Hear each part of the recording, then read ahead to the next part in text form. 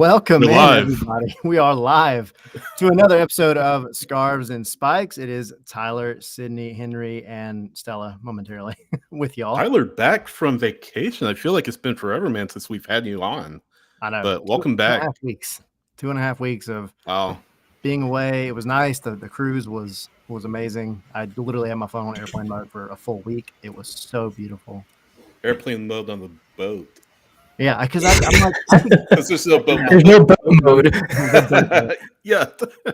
But no, I was like, because now they have like the cruise ships have like Starlink, and even Yeah. before you could get on the internet. But like, I don't want to know anything that's going on. I just want to go on a boat and be away from everything. And it was nice. And then we got back to Orlando and got to enjoy that. So it was cool. I do have a video. Yes. Now she has things to say. But it's good to see y'all. It's good to be back. Stella, will Ronnie Doyle be here in 2026? Yes or no? Okay. We'll get a response. We'll get a response at another time, I'm sure. No comment. No comment. Nope. All right, we'll see. I'll report back. We'll see what she please says. do. It's like Madden 8 ball. But no, we have a good show for y'all today. We actually just wrapped up, coming in hot, from our interview with Matt Doyle from MLSsoccer.com and a variety of other places. You guys, I'm sure, know him and have heard of him. Has been covering the league for a long time and has great articles, always putting great content out. So really, really good interview with him. And we have the finishing touches on, I guess, the LAFC game. We have call-ups to talk about, and we have a makeup match coming up to talk about.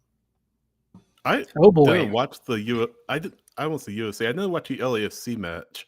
I was on vacation myself. My wife and I were out of state, doing a little trip of our own. So I was not able to catch that one. I was at the Buffalo Bills Sunday night game against the New England Patriots guys. Unfortunately, the Bills lost, but trying to keep up to date on the match. On the match, and I saw Atlanta United had lost 1-0. Wonga, of course, scoring the goal. So I feel like all things were pretty normal as far as Atlanta United and LAC were concerned. So I guess we should be happy that they just allowed just one goal, Tyler and Henry. So you can't be too upset. It's a team in form versus a team not in form, I guess. Yeah, absolutely. I mean, I expected them to get destroyed, honestly. Same here. Yeah, it's just a mismatch, right? It's, a team of high quality that have come into this game having scored at least 3 goals in their last 4 or 5 games or something like that. This Son and Bouanga partnership that they have that has been absolutely lethal. I kind of just expected them to roll over this team, and I expected this team to crumble like they usually do. I mean, They conceded 5 in the first half to Columbus, so it wasn't a crazy thing to kind of think that. But and that was before my vacation. That was a lifetime ago. I didn't want to think about it. Oh yeah, welcome back to real life. Yeah, That but was a bad dream. I was pleasantly surprised. I thought with how they were playing, I thought they might actually pull through, but in true Atlanta fashion, they didn't. So yeah, it's some positives, some negatives to get into, but overall, I would say there was some good to that defensive effort. And then quickly, before you go, Tyler, LA United 2, unfortunately, being knocked out of playoff contention, losing a shootout to Chattanooga FC. So that was kind of the precursor to what was a tough day for, I guess, my sporting interests, I suppose. LA United 2 losing, Buffalo Bills losing, then LAFC losing. Yeah, you had the really rough day. Yeah, and I do want to talk about the twos for sure, because they deserve a lot of credit. Before we do that, really got to throw this out there. Patreon.com/scarves and spikes. Go jump in. Any of the tiers get you in our Discord and our watch alongs, which we had the other night for this LAFC match. It was a good time. Just having fun, chilling.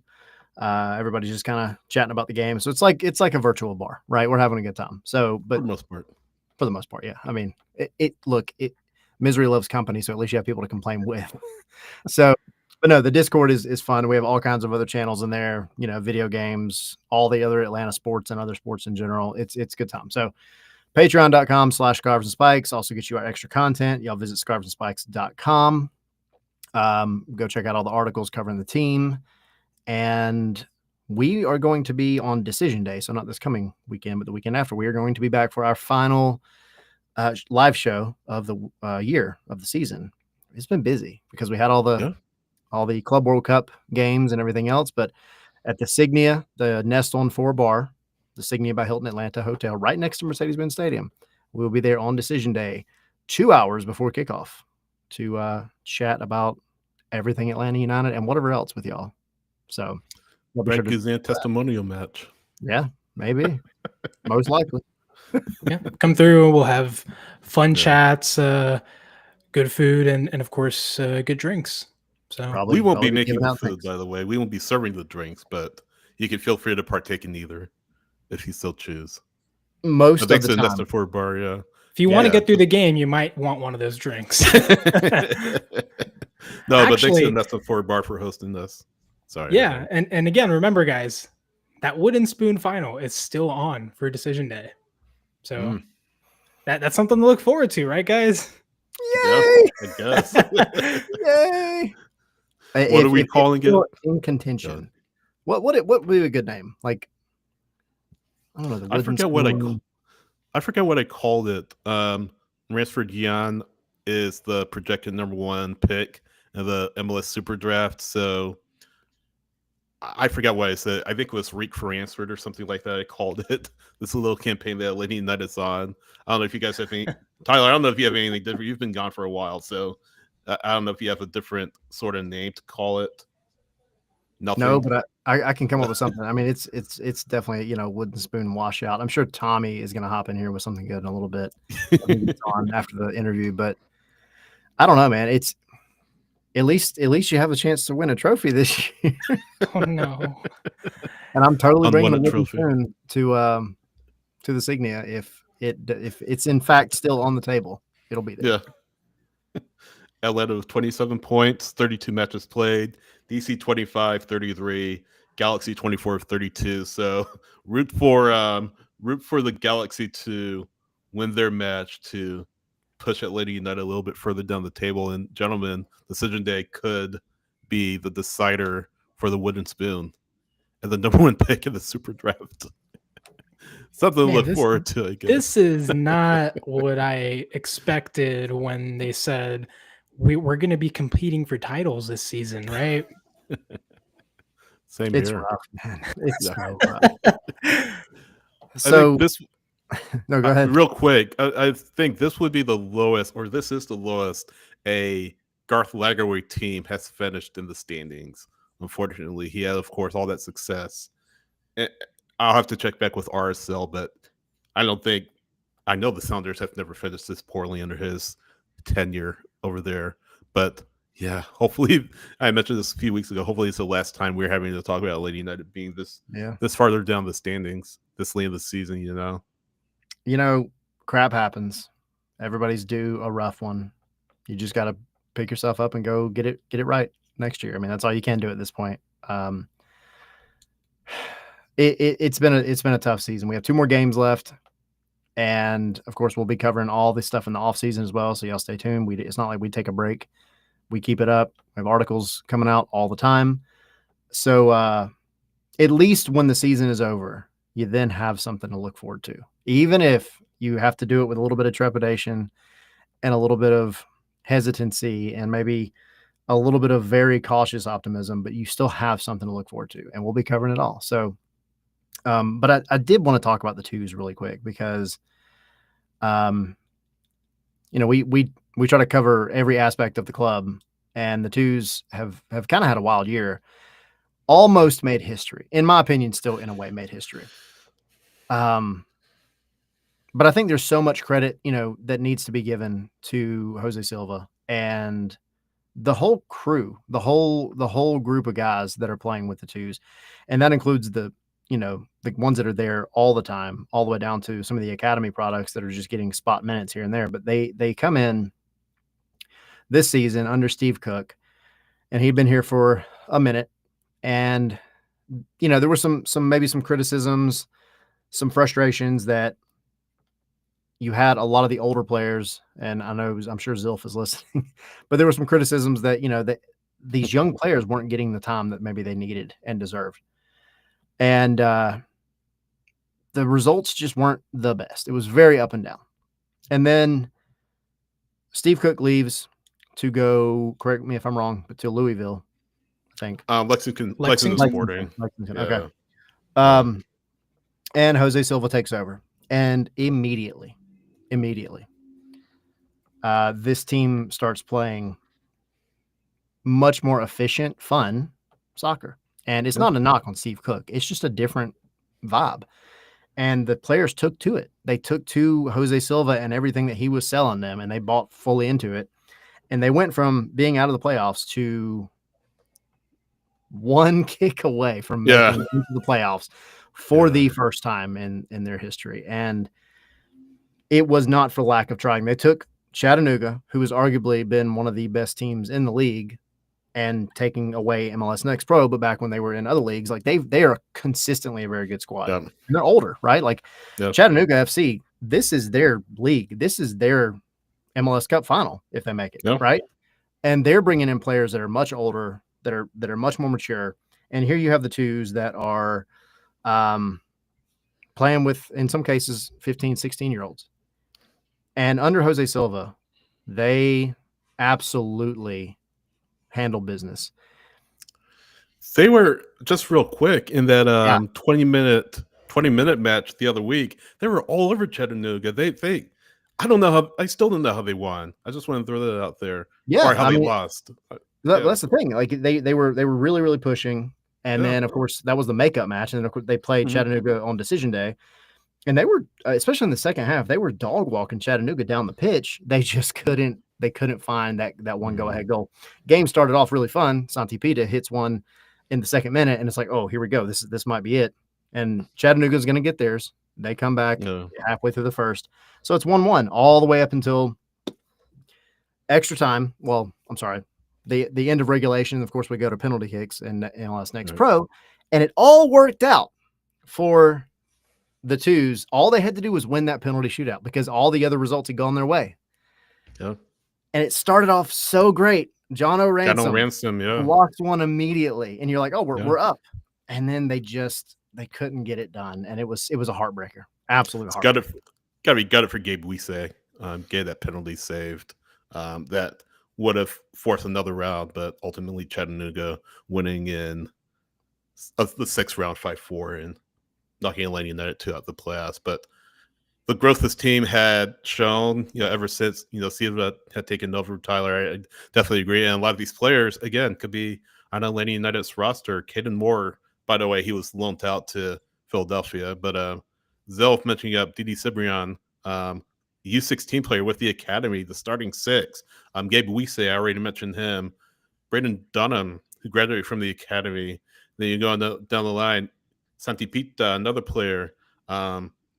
Certainly John O'Ransom, James Donaldson, who is getting a lot of looks from the U.S. youth setup. So a number of great young players, and who knows? We could be seeing them in MLS at some point, but the growth that they showed has been tremendous. And Silva is on an interim basis. I wouldn't be surprised if he gets a permanent job at this point. They need to take that interim title off. Yeah, drop the tag. What else do you have to do to earn it? That's what I'm saying, man. Right. He was a couple penalty kicks from making history. Sort of the what's it? I forgot. Parallel. Sort of parallel to Valentino. Yeah. The Valentino effect, right? Yeah. Permanent head coach gets in this case, leaves the club. Interim head coach comes in and turns around the season. So I don't know. Maybe we see something along those lines, or maybe they hire someone from outside. I don't know. We'll see. They don't. Yeah, here's the thing. Get the tag off him, please. Yeah. If Jose Silva wants the job, and I see Zelf, and Zelf was saying that like if he had been the coach going back a few months, then they would have been in the playoffs, maybe even top four. Who knows? But I do agree. Like the team just played far better under Jose Silva. If he wants the job, give him the job, period. Because I talked to him for just a minute after the match where the Twos played Belize during that international break. And he's such an energetic guy, and he's a guy that I think players want to play for. And this is none of this to say anything bad about Steve Cook at all. Steve Cook was just a different guy. He's totally different. He's very much like the old school English type soccer, whereas Jose Silva is bringing in something that I think aligns a little bit more with what Atlanta United wants to be. And it gave you results. And, you got to hope that this offseason you can really, really hang on to some of the guys that need to stay, because you have the rest of your academy and the rest of the Twos that are going to be here. The talent is there. It's there. And then we'll kind of to plug the Matt Doyle interview in a minute. He was talking about Atlanta and their academy and how they need to take advantage of the talent that's coming through and hold on to it for longer. Atlanta's academy has talent. I mean, easily one of the top 5 in the league for sure. It's just, it so often goes out the door quicker than you would like. Yeah. So don't tell anybody that Jose Silva is a former Orlando City assistant coach, or Orlando City B assistant coach, but it's another topic for another day. Where did Rob Valentino come from? I know. What team did Jonathan Spector play for? Yeah. Well, that's another topic for another day, Spector. But no, good to see the Twos make it to that point. Unfortunately, can't get the job done. Maybe next year, guys. Maybe next year. I think so. A lot of great talent, like you said, in that pipeline. Yeah, for sure. All right, let's see. We had mentioned for us. I think, Henry, you have a list. We have an international break, guys, this week. One. Yeah. Well, Atlanta doesn't have a break. Atlanta has to play because they're making up a game from this summer from the Club World Cup that Miami could not play in, so it got rescheduled, and so now we're doing this. And unfortunately, as happens in international breaks, teams lose players. And Atlanta is one of those teams. So here are the call-ups for this week, and these players will not be able to play against Miami this weekend. So Miguel Almiron called up by Paraguay. Luke Brennan is with the U20s at the U20 World Cup in Chile. Ronald Hernandez got called up by Venezuela. Saba Lobjanice got called up by Georgia. Anea Mihai called up to Albania. Alexei Miranchuk with Russia. Cooper Sanchez got called up to the U17s, the US U17s. And then Bartosz Slisz called up by Poland. So, in other words, we really need to fix this where teams have to play without pretty much half of their starting 11 during international breaks. To be fair, this game wasn't happening right now, but yes. Right. Right, but still, my point remains. Starting 11 is gone. And to be fair, Miami also has some call-ups, but there's some asterisks next to those call-ups, and I'll tell you why in a second. But Noah Allen called up to Greece's U21 squad. Rodrigo De Paul and Lionel Messi called up to Argentina's senior squad. However, apparently their games are going to be played in Miami. Oh, that's good. And including their one friendly against Puerto Rico, which was supposed to be, I think, in Chicago. That's reportedly been moved to Miami. Yep. So these are friendlies. These don't matter. Like, Argentina's already through to the World Cup. This is a friendly. But this is an important game for Miami in terms of playoff seeding, because the way that they are right now, they could get as high as, I think, third or second in the East. So they want to win as much as they can, because obviously the higher seeded you are, the more home advantage you get during the playoffs. And so there's this theory. They could go as high as second. I apologize. Sorry, Henry. They could go as high as second. Which is a huge deal. That is a huge deal. Because first of all, you get, in theory, an easier or lower seeded opponent in the first round of the playoffs. And then you have home advantage for the most part, unless you're going up against the first seed. That's the only one that would take you out. So this is an important match for Miami, even though Atlanta's already eliminated. So if they can have Rodrigo De Paul and Messi, they're going to want him. And Argentina, frankly, doesn't need him to play against Puerto Rico. So there's a theory. There's a theory that they are playing. Yeah. They're playing in Messi and Inter Miami's backyard, right? So potentially they could not play that game and play with Inter Miami instead. Yeah. So you're saying they just declined their call up? Is what you're saying, or Miami? I don't know, man. Those are the conspiracy theories that are rolling around. If you believe them, didn't Scaloni come out today and he was just like, "It's a friendly. We're not gonna, take a chance." Or was that like a prior interview that they just brought that quote back up? Wait, what was the quote? It's a friendly. We're not going to take a chance. Yeah, because we're so close to the World Cup. That's not the exact quote. That's very much paraphrased, but like Lionel Scaloni coming out saying essentially like these senior guys that, with it being a friendly. Oh, like we're not risking them? Yeah. Oh, okay. Yeah. I misunderstood that completely. What you were saying. So that's why I was looking weird. But no, that makes sense. Really, it does, especially because you are less than a year away from the World Cup. This is a friendly. It doesn't matter. Yeah. If one of these guys gets a long-term injury, that could bleed into the World Cup. That could affect their performance. So, yeah, absolutely. I don't remember Scaloni saying that for this window, but if he did, then I think that gives more credence to the idea that they might not play with Argentina. They might play with Miami.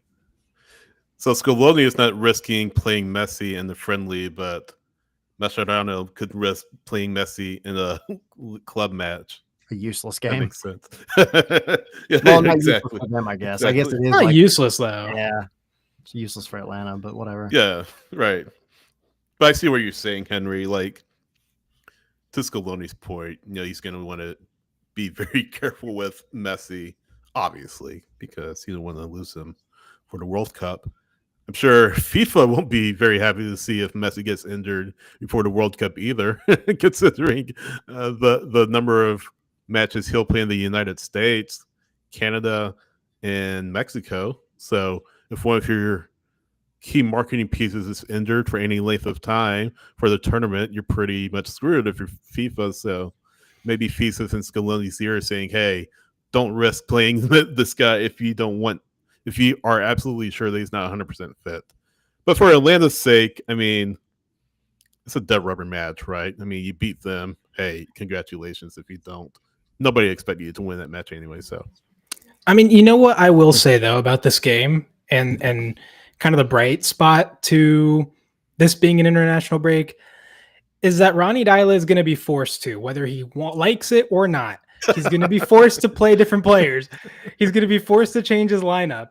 You cannot play Alexei Moranchuk at the 10. You literally can't. You also can't overseas. Play Miggy, but that is beside the point. You might not have a 10. You will not have a 10. That's the thing. So he'll have to be creative. He'll have to play some more players that we usually don't see get time. So given that pretty much all your wingers are gone, you're probably going to have to see Leo Alfonso. Given that most of your midfield is gone, you're probably going to have to see Tristan Miamba, unfortunately. It's going to be interesting to see what this team looks like against Miami, because there will have to be a lot of changes given these call-ups. And for the Atlanta side, it doesn't really matter. It's not like they're playing for anything, right? At the very least, you get what we've been asking for, right? Which is to see something different. We're going to get to see that, whether it's pretty or not. It probably isn't going to be pretty, but it's different, right? Yeah. It's going to be different. Right. He's forced to play the kids this time, so there's no getting around it this time. I am curious. I think if you're going to take anything out of this game in particular, it is just keep an eye on the defense / triangle of Alzate, Berikal, and Stian, because they will be here, and I'm sure they will feature as starters. Then you got to figure out, I'm sure Pedro would probably just play on the left as normal, and then on the right, you have a couple of options. Nick Sesak being one, if he's healthy. if he's healthy. I mean, you have potential call-ups. I guess you could go that route. Brooks Lennon may be healthy. Who knows? So, but I think the biggest thing is that triangle. That's what I'm most curious about, because those are guys, at least 2 of the 3, who will absolutely be here next year. Yeah. And I need to be seeing them playing solid soccer, regardless of what the rest of the team I just does. realized Atlanta's not going to have a center back on the bench for this game. Well, actually, they could call up Sal Mazzaferro, right? Yeah. They'll call him up, yeah. So they'll probably have him, but just on paper, they don't have anyone else, which is, I don't know, man. It's weird, but I like that we're going to see something different. Sal Mazzaferro season, baby. I can't say his name. Mazzaferro. Mazzaferro. It's a lot. Mazzaferro. Put some Italian on it. Exactly. former Canadian Youth International, right? Sal Mazzaferro. Am I making that up? Put some Canadian on it. Yeah. Hey. No, I'm wrong. He never played for the Canadian Youth National Team. I didn't. I was about to say that's a fact I haven't heard. But again, my memory is a little foggy. So, former South Florida Bull, though, so he has a connection to South Florida already. So maybe a little bit of a homecoming for him, a breakout game for Mazzaferro. So we'll see. Oh, this is the Leo Afonso revenge game, guys. Yeah, and Nick Sessa technically, because didn't he come from Inter Miami too? Yeah, Inter Miami too. So who knows? A lot of narratives going into this one this weekend, gentlemen. Nick Sessa.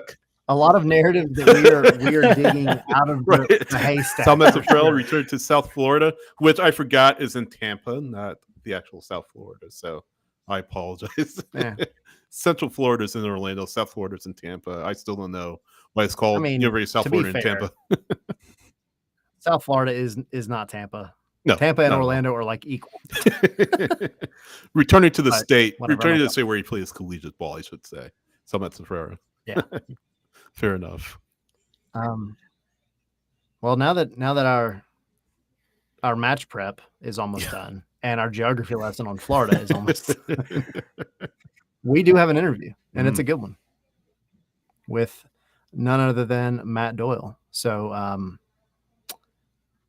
anything before we kick that off? No. Let's get into it.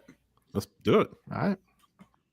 And here we are with Matt Doyle, who needs no introduction, but MLSsoccer.com. You've been around the game for many, many years. You've kind of done a lot of everything in North American soccer and soccer in general. But how's it going, man? It's our first time having you on. Well, I'm going to push back on that introduction. I have not done a lot of everything. I've basically only done 3 things. I've written way too many words, and I've done some podcasting, and I've done some on-camera stuff. So this is my comfort zone here, talking to you guys. It's good to be on. Absolutely. Good Absolutely. Yeah, so I guess we're just going to dive straight into it. We have had as a primarily Atlanta podcast, a rough year covering this team, to say the least. But I guess from your perspective, you're looking at all the teams in MLS. You're looking at kind of like what everybody said in the beginning of the season, and then here we are coming up on decision day very soon. Can you put your finger on what went wrong with Atlanta United this season? No, I mean, you can just jab your finger anywhere and you'll find something that went wrong with Atlanta United this season, right? Like I can't even put my finger on what went right with them. Look, man, it's like a running gag at this point. It's been 5 years in a row, this more or less. And every year I talk myself into picking them in the top 4 of the Eastern Conference. And at the end of the year, I was like, what happened?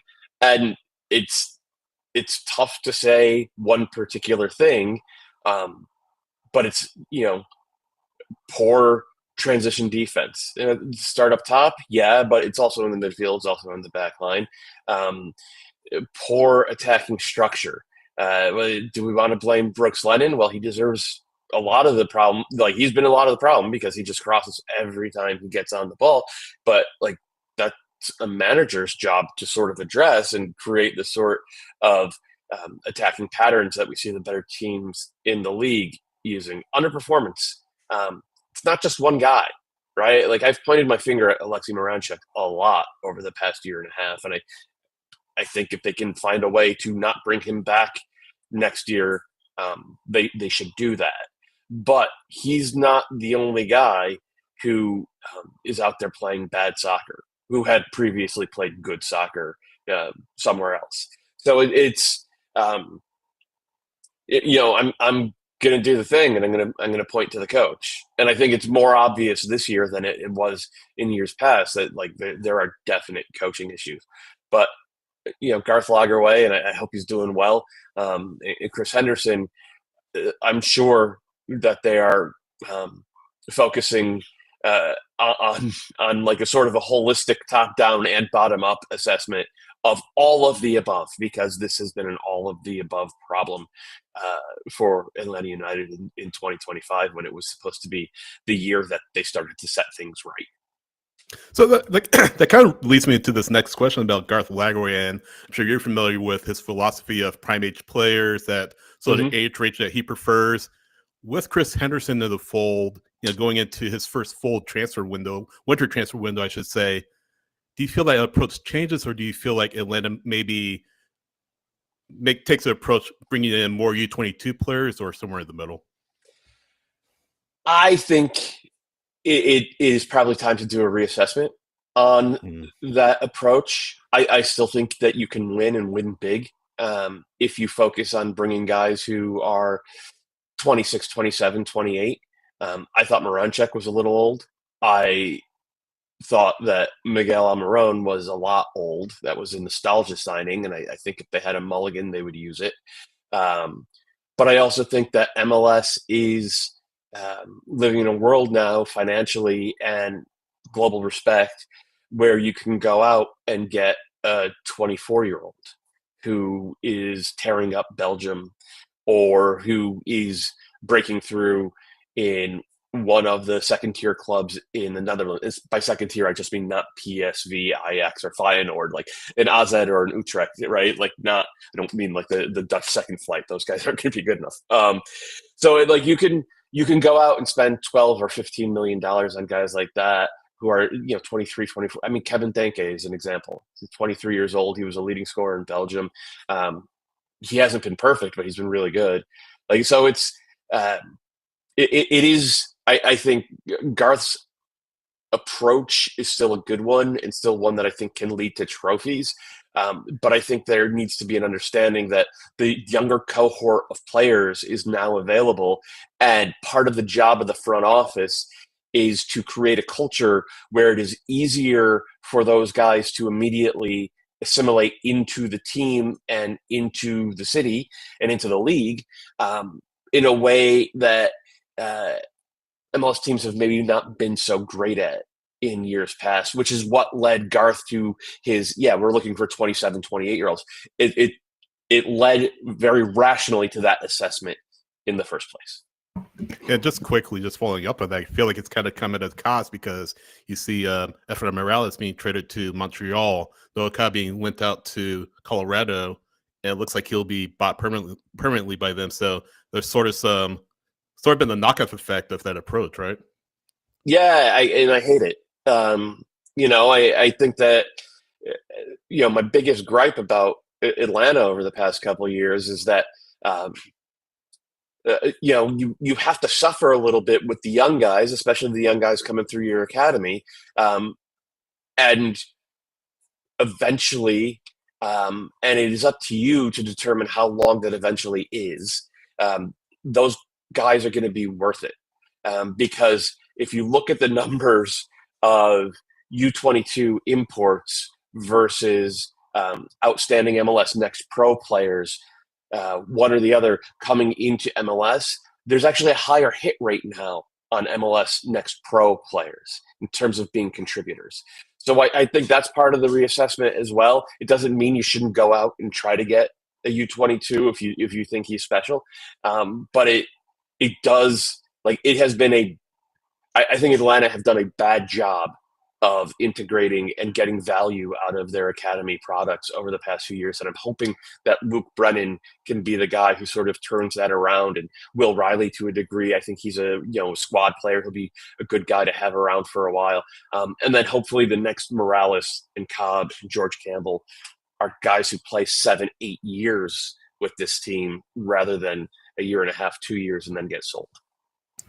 Now, Matt, I kind of wanted to talk a little bit about the DPs, because it's no secret that they've underperformed this season, especially taking into account, how much Atlanta's paid for them, particularly, Latte Lott, who was at the time a record-breaking signing. What do you think went wrong for each of the DPs this season, and do you think that they will be better in 2026? They almost can't be worse. I believe it or not, I'm naturally an optimist, and these guys all have talent. I don't think the talent fits together. I don't think that. Especially with Almiron and Moranchuk, you want your best players to have skill sets that kind of mesh with each other, and they sort of resonate with each other, and end up being force magnifiers. And that was the idea behind getting Latte Loth. And I think it was supposed to be the idea behind getting Miggy Almiron back as well, because it's like, okay, he could run in behind too and let Moranchuk be the playmaker, but it hasn't worked out like that. And then, look, I think coaching has been an issue this year. I don't see the consistency in terms of build-out patterns, and certainly not in terms of final third patterns. And then just the last couple of games, Ronnie Doyle has been going to press conferences and saying, we need to cross the ball more. It's like, no, you don't. No, that is not what any team in the modern game needs. Like, okay, we need to get to the end line more and hit more pullbacks. We need to get more runners in the box. Like, yeah, I'd like to hear him say that. But he's just out there saying we need to cross the ball more. And this is already a team that crosses the ball a lot. And so that feels to me like a guy who's just out of touch with the tactical necessities of the league and tactical shortcomings of his team. And I think that's a really big problem. So I actually wanted to ask you about Ronnie Doyle, and you kind of touched on it a little bit, but we've had the discussions, especially over the past few weeks, of what has actually gotten better for Atlanta United this season. And I'll give the example going back to the first preseason match of the year in Chattanooga. I asked him a question about kind of the progression of the ball and how they're moving the ball and maybe old habits and everything else. And he was like, we passed the ball backwards too much. It was kind of like a joke at the time, because we were like, oh yeah, we want to see forward facing attacking football. But here we are almost 8 months, not whatever it is later. And I personally don't feel as if you can say anything has gotten better, barring maybe to a degree the defense, because they spent money on it in the summer. And, objectively, it's gotten a little bit better. But, is there anything from your perspective that you can say day one to now almost decision day has gotten better besides the defense? No. I like that line about we pass it backwards too much. Like, okay, if that's your philosophy, it's mismatched to the personnel on hand, because if you're like no back passes ever, then you're talking about playing energy drink soccer. You're talking about playing like the Union, and that means you want pressing tens, guys who are ball winners, guys who aren't going to try to take the perfect touch, who are going to just take quick touches, because you want to have as many changes in phase of play as is possible. And like that is not at all what this roster is built for.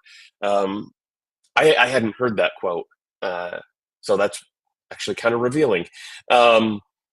No, there's nothing. There's nothing better. I'll even find the article for you. It's back there somewhere. Ronnie Doyle has given us a lot of interesting quotes this season. Yeah. Yeah. I don't know. My personal experience with one where I asked him about like how does he pick between Miggy and Alexi at the 10, and he was like, how many times in his life has Miggy played the 10? I'm like, what? Yeah. It was weird. Right. He played a lot as kind of a wingback for Newcastle, but like he was an MVP here as a number 10, and you would think the coach. Well, anyway, I don't think it's all on the coach. But when a team is this bad and there seems to be such a disconnect between the coach's assessment and what I think is plainly visible, we all know what comes next. It's just kind of surprising it hasn't happened already. You pretty much, I feel like you're reading my mind because, Lagerwey, said earlier in the year that Doyle was safe for the time being. Obviously, so much has happened in the negative sense that I feel like decreased those chances. I feel like if they cut bait with him at the end of the year, does it set the team back as much as Lagerwey may think it will, or is it necessary to move this team forward? I mean, Garth has always been a super methodical guy. He had a ton of success at RSL. He had even more success in Seattle.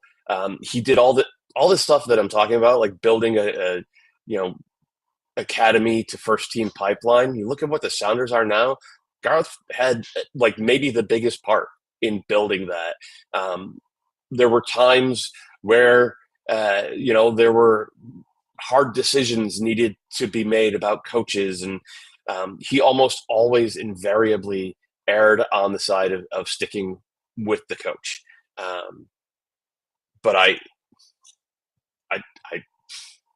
don't think that'll be the case this time, and I think with good reason. And I don't think that changing a coach in the offseason is necessarily going to set this team or any team back. And the best example I could use is Vancouver. I thought they were crazy to fire Vanni Sartini. He had made the playoffs 3 straight years, 3 straight Canadian championships, played decent ball, not great, but decent. And that felt to me like, okay, they're hiring this no-name Dane. Like this is going to be a disaster, and they're playing maybe the best ball in MLS this year.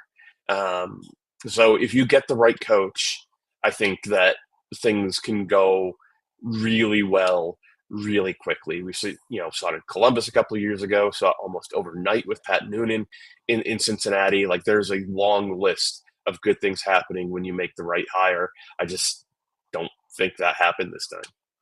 So let me ask you, just from a prototype standpoint, who would be the best coach for Atlanta United? Would it be someone like a Savarese or Curtin, who already rejected Atlanta reportedly?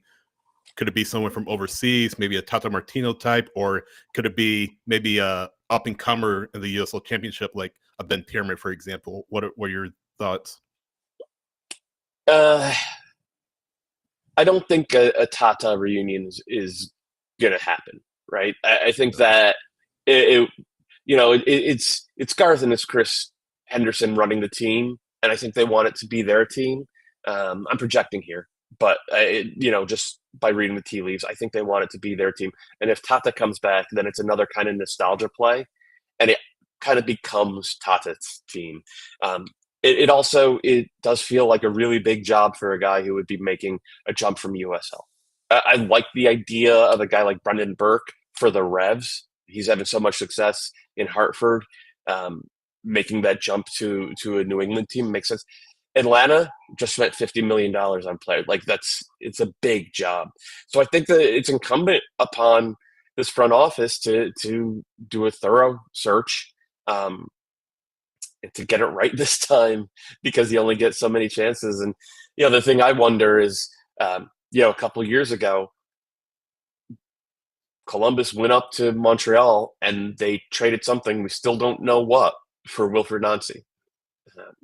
Is there a move like that that's possible again a couple years later, with a team that has traditionally had a much bigger budget than Columbus has? That move worked out pretty okay for Columbus, I'll say. It did, and for Wilfred Nancy. So Yep. Not as well for Montreal. No. Right. So now that we're talking about kind of what could happen in this offseason, if you were in like Chris Henderson or Garth Lagerwey's shoes, what would be your priorities for this offseason? Number one is the coach, making sure that it's the right guy at the helm for next year. I think that dwarfs all of the roster issues right now. And then, once you have that, then I think it's figuring out which of the DPs are going to be back. If there's a market for, this is my cat Taquito, say hi, buddy. If there's a market for Latte Loth, is it worth selling him at a loss to maybe take another chance on a different number 9, or to make a reevaluation of where it's best to actually spend DP slots in MLS in 2026? Buyout, is that on the table for one of the 10s? It might have to be. So it's, there's a lot of stuff at play. I think getting the guy in the big chair, getting that one right first and foremost, has to be the number one priority. Yeah, and it kind of feels like overall, there's been, going back to like what Garth said earlier in the season. Of course, Garth has been through a lot, and obviously we've said it a million times. We wish him the best, and I know that he gets the updates right from Chris and from all of the guys and gals that are kind of in those positions at the front office. But you got to think he didn't expect it to be this bad, and yeah, I mean, really, and it is wild. So I think from I guess one perspective, it's like, man, Chris, he has the acumen to make these decisions and do everything he needs to do. It does help that they've worked together for so many years, but I think, and this is from conversations and things with people from around the league, around the club and everything, like, it's almost unheard of at this point to keep a coach that has been this bad with this kind of roster. Am I crazy to kind of think that and put that out there? No, I'm not going to say it would be unprecedented. I don't have the full Rolodex happening in my brain right now, but I would be pretty shocked. I would be pretty shocked. Yeah, because it's not like most I guess situations we've seen it this year where we felt like there were some coaches that got fired probably prematurely, very early on, and others maybe that maybe lasted a little longer. But like, it's not as if this team doesn't have on paper a roster that can do well. This team has significant talent. So yeah. Anyway, that's I'm going to get off the Atlanta train for a minute, mostly, and off of Ronnie Dyla and off of everything else, to ask you another semi-Atlanta related question. And this is about our good friend Darlington Nagbe. Can you just talk a little bit about what it has been like covering that man over the past however many years? He still scored. He scored what is still my favorite goal in MLS history, the one he scored with the Timbers, where he's at the top of the box and it's a ball that's cleared to him, and he takes a touch and juggles it, and then takes another touch to steady it, juggling the whole time. And then his third touch, he just rips it top bins. And it, I'm not a Thunder Bastard goal type of guy. I like the team play, 15 passes, and you end up with a tap in. Like, those are my favorite types of goal. But that one from Nagbe is just burned into my memory because of the intentionality behind it. Like he was counting the milliseconds in a way that nobody else on the field could match at that point in time. And then the rest of it is just the Darlington Nagbe heat map. That, like, he was among the absolute best players in the entire world in the middle of the pitch at just, like, you hang on to the ball, you draw defenders to you, you make a pass that looks simple, but suddenly everybody on your team has 3 extra yards of space.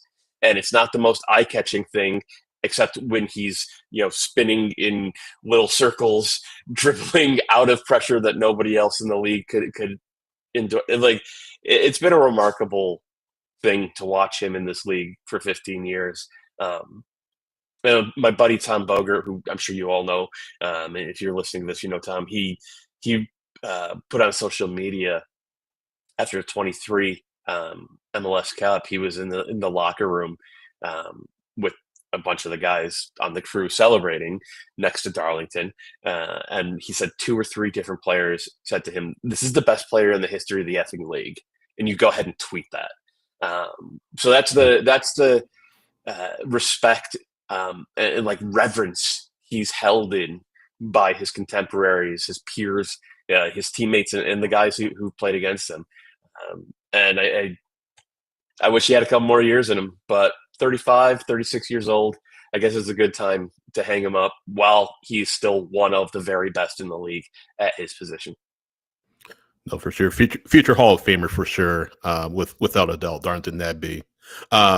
So let's take a look at just a wider landscape of MLS this year. The Union, of course, clinched the Shield this past weekend with the win. I've been kind of reading what you've written about the Union and their record against teams above the line versus teams below the line. With that in mind, is it Philadelphia versus the field when it comes to the cup, or do you feel like they're lifting? Yeah. No. This is pretty wide open. The Union are one of a half dozen teams, maybe more, that I wouldn't be surprised if they won. I mean, let's just go through it. Nobody would be surprised if Miami won, Vancouver, the Union. I would be a little surprised if Cincy won, because Cincy's structure is so weird and their underlines are so bad. I'd be a little surprised at San Diego. I wouldn't be at all surprised at LAFC. So yeah, like they're in that group. Like they're a good team. The issue that I keep bringing up in my columns, and I think you guys know this well, because you experienced it almost firsthand back in 2018, is that there are diminishing returns on what energy drink soccer can produce once you get into the playoffs and you're playing against good teams that are up for the game and that can game plan for you over the course of an entire week in the way that teams generally don't in the regular season. It's, being a regular season buzzsaw because you get players to buy in every week is awesome, and I respect the hell out of the Union for it. But I think that they're at a talent disadvantage, and this time of the season, the game model is not going to make up for that the way it does in the regular season. That's what I thought. Seattle and Nashville are the other two that nobody should be surprised if they win this thing. Nashville's better than the record. So. We'll see. I had a feeling you'd say something like that, but just the discrepancy between teams that are in the playoffs versus below the playoff line, is pretty. It's definitely worth mentioning. It's something that you've made mention of numerous times. And if you play hard, if you play hard against DC United, you're gonna score at least 4 goals. Like that's it. And the Unions, their secret sauce is they go out there every week and they play hard. Look, most teams, and it's not a pro rel thing or anything like that. Like we see it in the Premier League. We see it in La Liga. Alaves for years, Getafe, their whole thing is like they play hard, so they stay up. And not everybody can match that.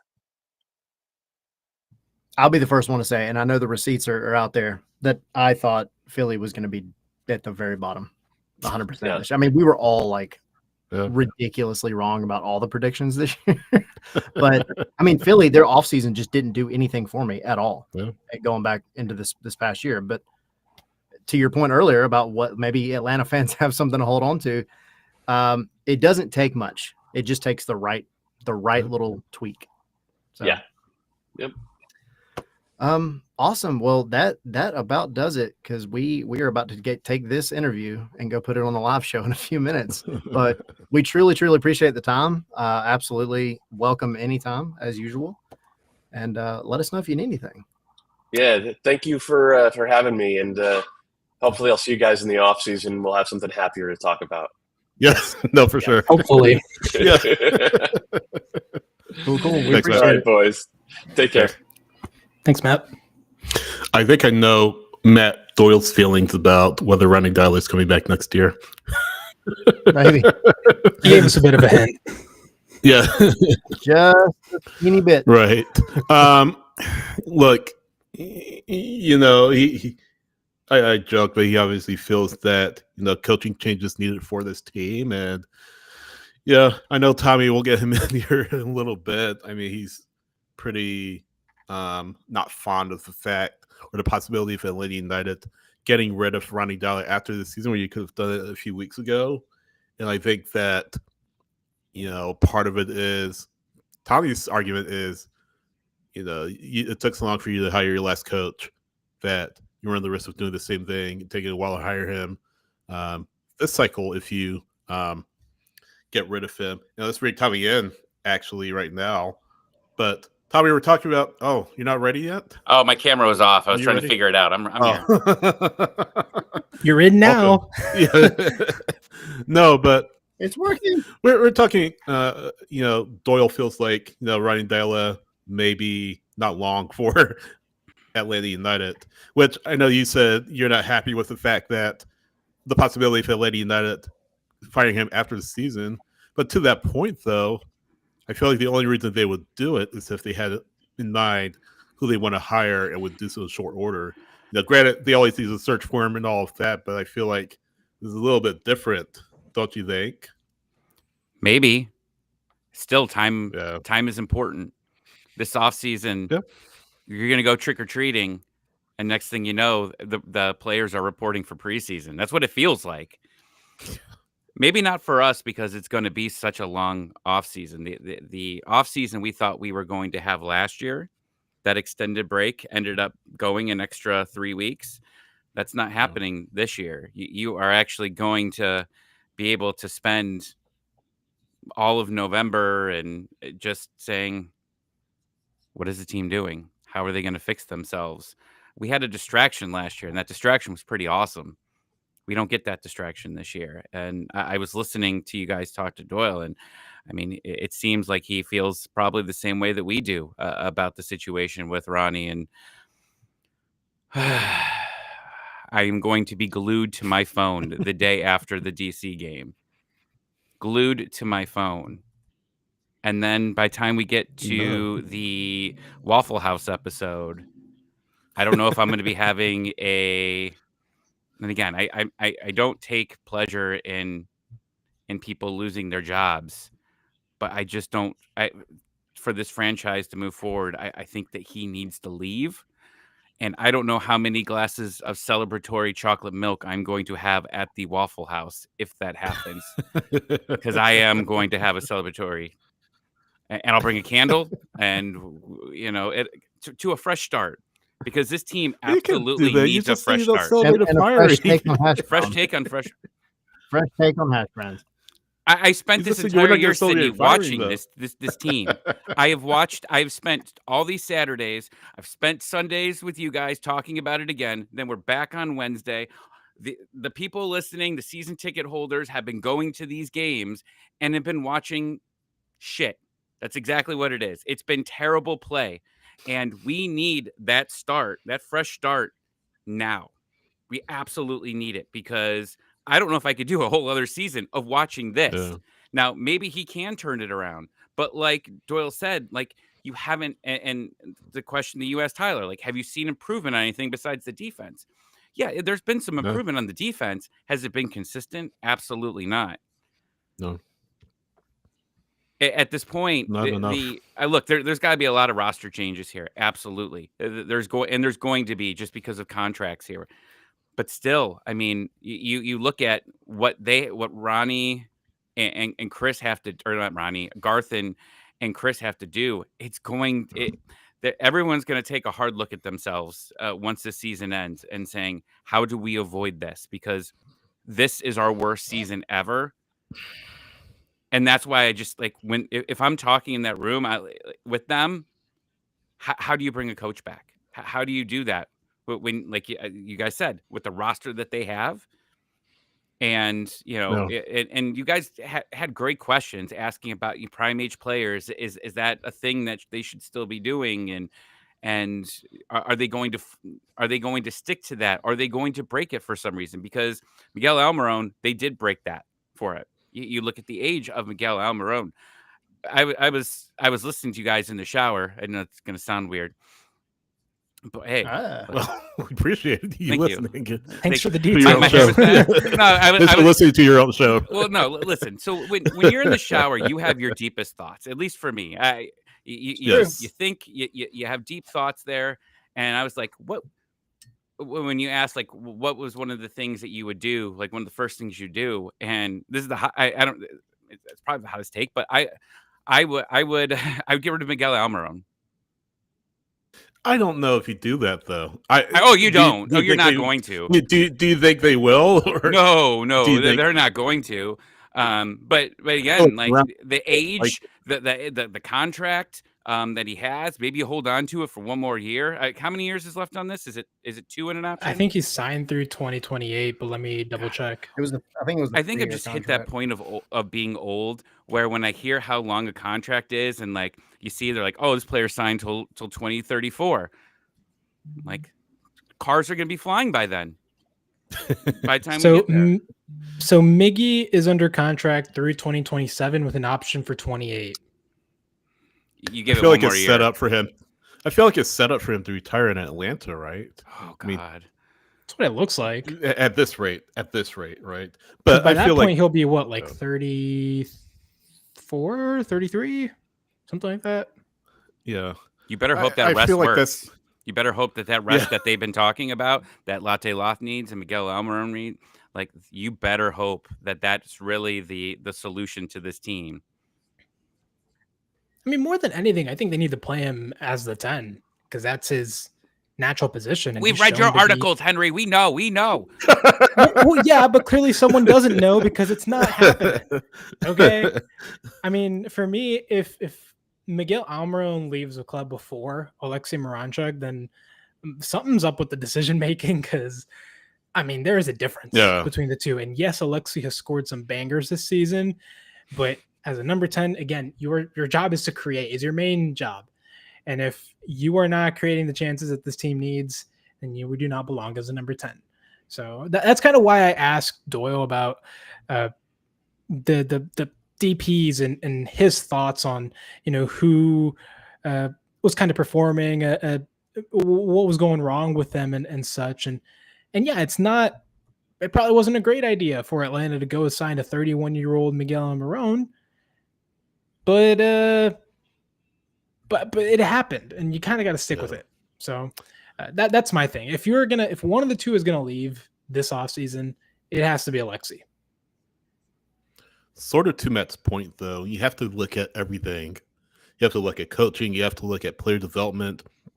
You certainly need to look at the practice of signing prime age players. Absolutely. And I feel like if that's a hill that Garth Lagerwey and Chris Henderson, to a smaller extent, wants to die on, if that's a hill they want to die on, it's dangerous because, what did I say last week? Like those prime age players, after a couple of years, they become non-prime age players, they become older players. So that's something that I would like to see Garth Lagerwey and certainly Chris Henderson. I feel like Henderson will be a little more flexible on this than Lagerwey is, look to bring in maybe a U22 player. I mean, Dor Turderman, New England has turned out really well, short sample size, so he turned out really well. You get like countless examples around the league where U22 players have done well. Yes, they failed as well, but any player, that's the risk you run of signing a player, success, failure. So, I would love to see them move in that direction. Maybe bring in a one U22 this window, promising sort of what you did, when Atlanta was just starting, not in the buy low sell high kind of way, but in the way where you can bring in a player that you feel can have a positive impact for several years ahead. So that's just my 2 cents. And I really would like to see Atlanta not to kind of think about that, if nothing more than rethink their prime age player practice. So more that's about my shower. More about the shower. While I was thinking in there, and you're talking about the U22 spots, how much because I saw this advertisement on Instagram here in Cleveland. How much does it cost to rent a billboard in Atlanta for a couple days? I don't know. Okay, well, do your homework. Are you thinking about getting one? Well, I want to get one right across from Mercedes-Benz Stadium that just says Chris Garth, the U22 spots exist. Well, get it across from the training ground because they work at the training ground, not the stadium. Okay. But I don't know that there is a billboard across from the training ground. There's one on I-77. If it's at the exit, sure. 75. Yeah, at the exit. Look, Tyler, what do you have? I feel between like you're $3,500 and $8,000. What'd you say? Or are you researching it? $3,500 wow, to it's $8,000. $750 for 2 days in Cleveland. Well, I don't know how long this is for, but this is for a large. So let's pool some money together. Patrons, we need your support. On average, a billboard in Atlanta costs $3,752 per month. What's that company though that you can rent out billboards by the day or by the hour? I forget what it's called. You pay by the number of impressions or the number of times it could be possibly seen in a day. I forget what it's called, but I'll have to take a look at it. But I'm not recommending. I'm looking. I got information. we have an alternate solution, Harry. I'm not recommending you do what Harry Tommy said, but maybe we can get a Stars Harry said you Spikes can rent one. an airplane dragging banners for a lot cheaper than that. You absolutely can. The only problem is there's been one recently because I used to see these all the time at the beach growing up. Yeah, and you could see them because it was a lot low, right? Yeah. And recently there's been one flying around my neighborhood, which is weird. And I have no idea what it's advertising at all. Can't read it. Like, and this is like contacts in or glasses on. Yeah. I genuinely have no idea what they're advertising, but it's absolutely pulling a banner and trying to tell me to go buy something. Buy new glasses. They just don't come low enough. It's probably an optometrist. But anyway. Yeah, but I mean, you can't run the risk of being stubborn in this regard. If we Garth Lagaway and Chris Henderson, this can't be the hill you die on because it's gonna end up risking your job and your reputation. Obviously, he's worked wonders RSL, Seattle, hasn't worked in Atlanta. I feel like it's because it's a new MLS sort of. You have to evolve with to, try to exceed that you haven't tried to get the team to play better and gel better. And I feel like that shouldn't be off the table if you're Garth Lagerwey and Chris Henderson. Well, you asked the question before the interview about, is this the worst season for Garth? I thought when he came on here, he never missed the playoffs. Right. I feel like I have to look back at RSL to see if that was the case, but I feel like that's the case. He's never missed playoffs as a chief soccer officer or a president or CEO of a club. So this is uncharted territory for him. I think in that regard, he has to look at himself in the mirror, and Chris Henderson look himself in the mirror and say, you know what? Do we really want to keep going the way we're going as far as player acquisition, player scouting? Do we need to rethink our, this primary player strategy? Do we keep it, but do we modify it for certain cases? And Miggy's an outlier, right? Do we want to modify what we're doing? Do you want to think through, hey, bringing in U22 players to the extent? So that's sort of what my thinking was, and sort of what it sounded like that. That's something I want to get Matt's thoughts on because he's obviously more plugged in than I am. So interesting to hear his take really on everything Atlanta United. I know you get some hate from Atlanta United fans, but I thought it was a really good interview. Yeah, that was a great interview. I'll just throw this out there. My biggest concern right now is kind of going back to what I asked Matt about. Like, you haven't seen a whole lot of improvement. You haven't seen a whole lot of things change from the entire season. And you've gone through an off season, which you did make your defense better. But now you're going to have another off season where you may or may not have the same coach. And I struggle to see, as it stands right now, what true identity this team wants to have. I can't tell. I mean, Doyle has said like he does want to be able to play out of the back. And then we always have that running joke of how he said, we pass backwards too much and this, that, and the other. And right now you have this massive issue where you do pretty well getting into the final third. But then once you get there, you look like you broke. Like you look confused, and it just hasn't come off for Atlanta this season. And so now what type of player do you need to go after? Because if you get rid of, back to the DP question, if you get rid of Alexi, okay, we know that Alexi, to be fair, is scoring the most goals of the DPs right now, but he slows the game down massively. But yeah. So if you're going to be a team that you want to play out of the back, but maybe also hit on transition, you have Miggy, you have Latte Lath. You're possibly going to move on from Saba. As far as the other speedy guys, you don't have a ton. So yeah, you could dip into a U22. You could go after another whatever to get somebody, but you gotta figure out your identity. And right now, it's just, to me, it's just not there. I don't see truly what the team. I see what they maybe want. No, I really don't. I don't see what they want to do. I see what they're kind of trying to do occasionally, but it's not consistent. Like even what they're trying to do is inconsistent. And that's what's so frustrating. For me, it goes, sorry, Sydney, but for me, I have to go with agreeing with Matt, what he said as the main kind of priority for this offseason. You got to figure out your coach, right? Are you going to stick with Ronnie Dyla? I genuinely don't think this club can, especially not if they win the spoon, right? I think, beyond what your roster has been, beyond what other issues there may be, Ronnie Dyla has had almost a full season. He's about to wrap up a full season with the club in which he has gotten, 4 or 5 wins? 5 wins. Like this is a rock bottom for a team that spent record amounts in the offseason.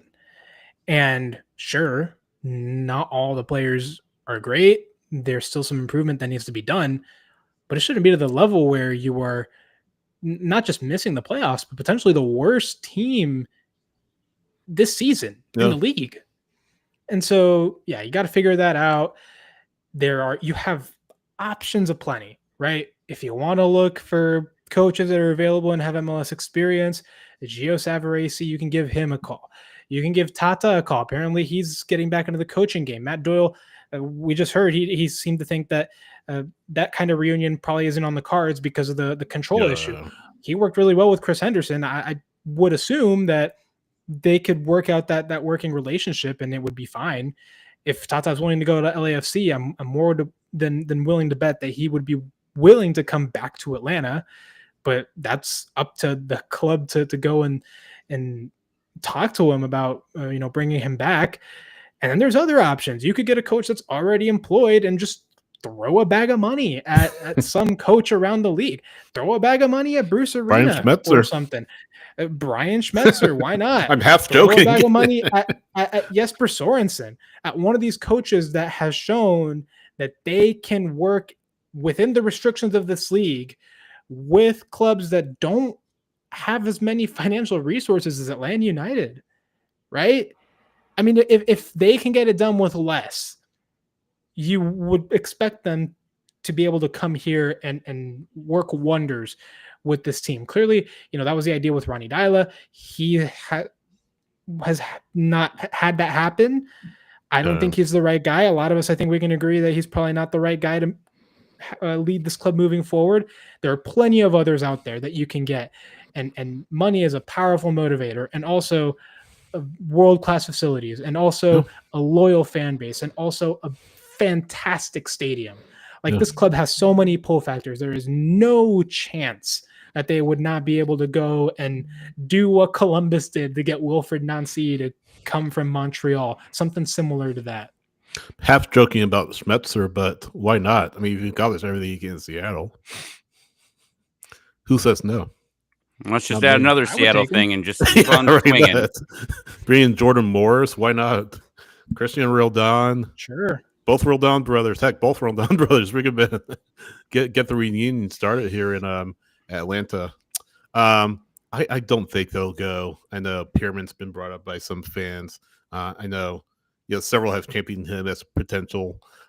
I think he'll get a job in MLS. I don't think it's with Atlanta United. I think Atlanta don't want to take a chance on a USL championship coach, regardless of how successful he's been in the second division.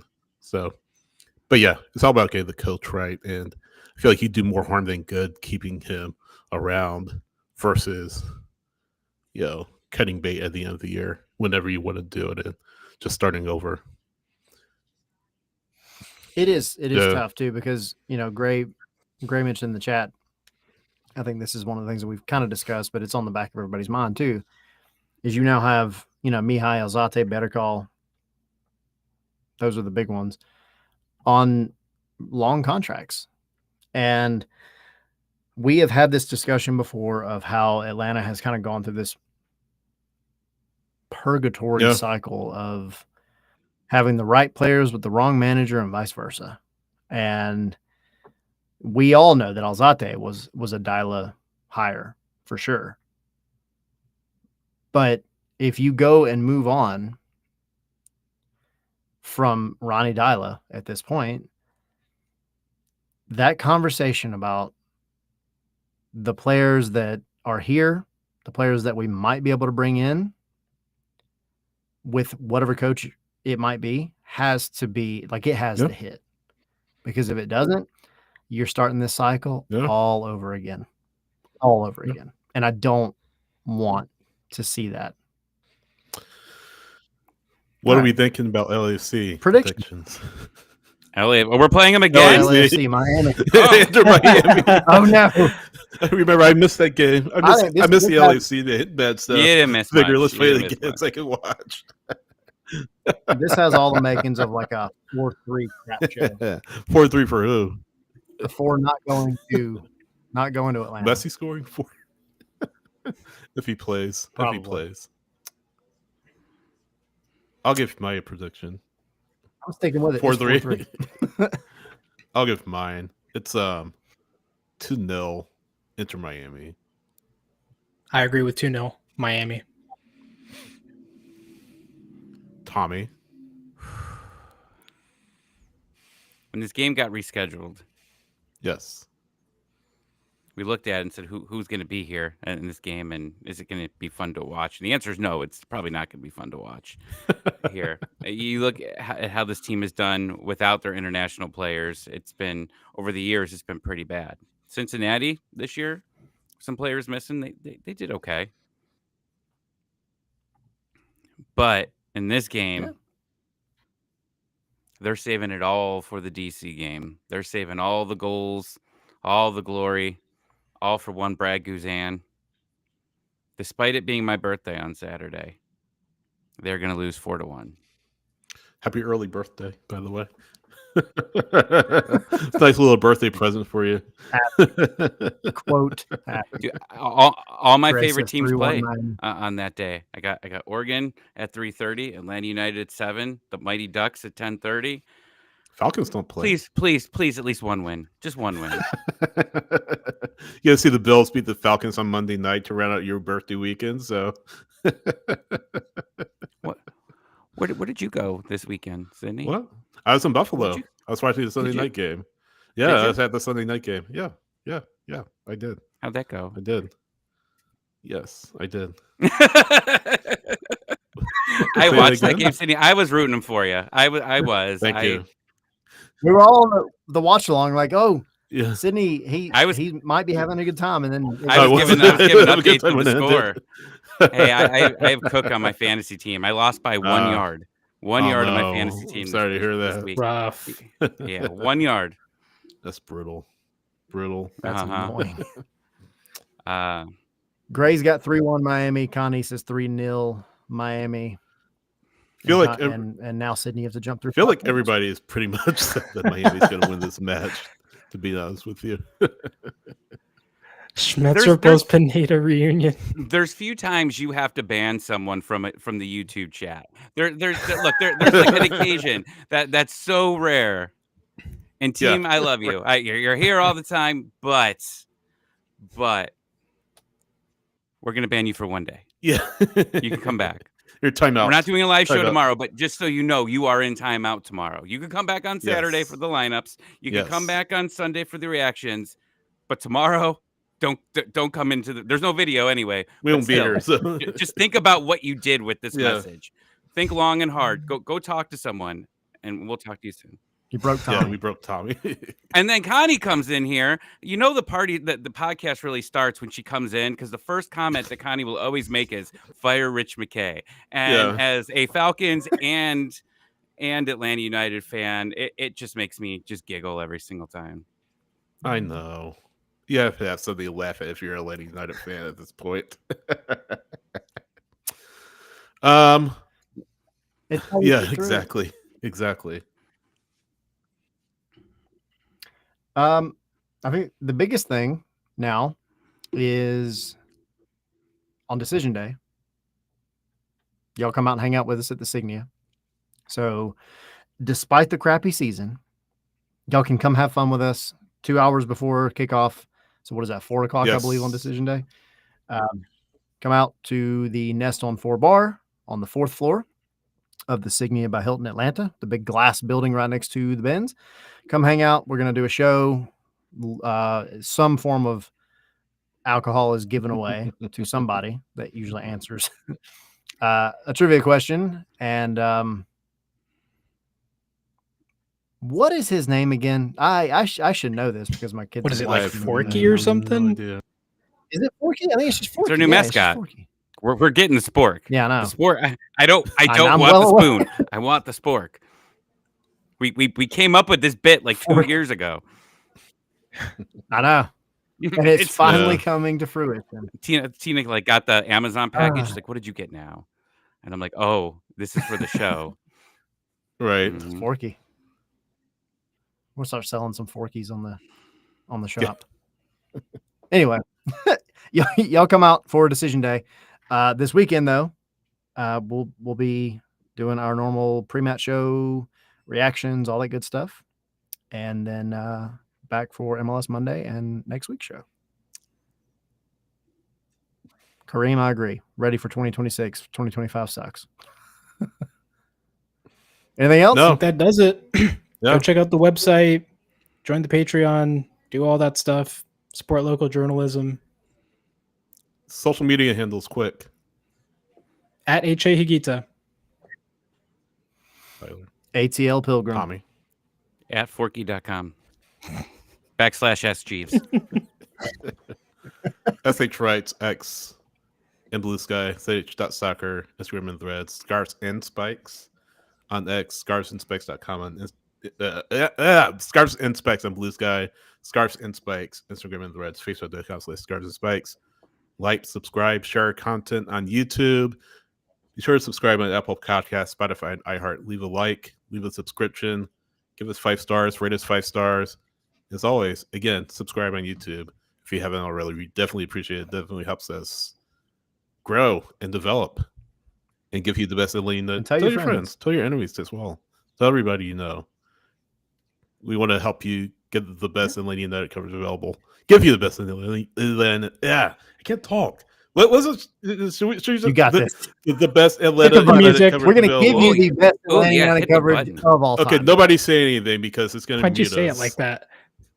Sorry, I didn't mean to say it like that. You know. No. The shower.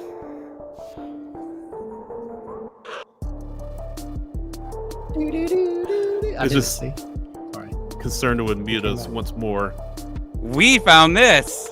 We're at the bottom, so people, when we're saying stupid things, they could see us down here. See, when you leave Henry and I together, we discover crazy things. Now, what you said, Sydney, I'm going to take it one further. What we need everyone that's listening right now is we need you to text the link to our podcast, say like and subscribe to your last ex-girlfriend, boyfriend, husband, wife, any former person that you were dating prior to your significant other. If you're single right now, whatever, tell them to like Scarves and Spikes and take a listen. What are you talking about? I don't even know what I'm talking about half the time. Free advertisement. Well, we said friends, you said enemies, and I said let's go for the X's. Why not? You always take it a step further. You got to take it a step further. We're sick and bottom from the table. What else do we got at this point? All we got is each other. And Forky. Where's Forky? Show me Forky again. All right. So between Forky and Ted, who wins? Like in a fight or in a battle? Probably Ted. Why? Just because he's a grown man? Forky's a plastic fork. You could probably pick him up Forky and took snap way him too in many two. gummies. If you look at his eyes there, yeah. All right. But Sydney, see, this is why we have you on camera, Sydney. We need to see your reactions to when we say these things. And you're doing that thing where you're like, just hit end, hit end stream, damn it, just end it. And now we know we can see what you're thinking when we say all our stupid stuff at the end. Genius.